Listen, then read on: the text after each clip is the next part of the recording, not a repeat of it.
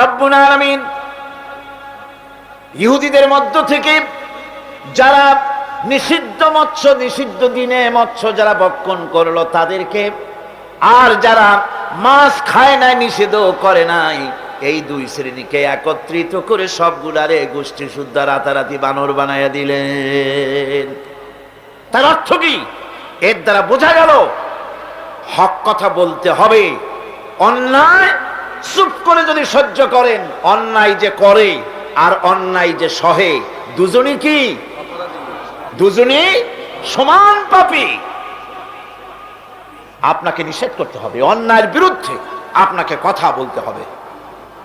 লূত আলাইহিস সালামের জামানায় যখন জমিনটাকে উল্টে দেওয়ার জন্য অর্ডার হলো, তখন ফেরেশতা বলছিল, আয় আল্লাহ, এই জমিনে তো একটা লোক আছে যে 30 বছর পর্যন্ত তোমার ইবাদত করেছে, সেই লোকটারে তো সরাবার ব্যাপারে তুমি কিছু বললা না।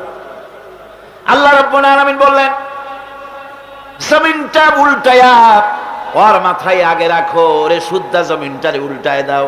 কারণ গোটা জাতি যখন আমার সঙ্গে নাফরমানি করছে, আমার নবীর সঙ্গে নাফরমানি করতেছে, তখন এরা কথা বলে নাই। এই লোক নিজের ইবাদত নিয়ে ব্যস্ত ছিল, নিজেকে জাহান্নাম থেকে বাঁচাবার চেষ্টা করেছে।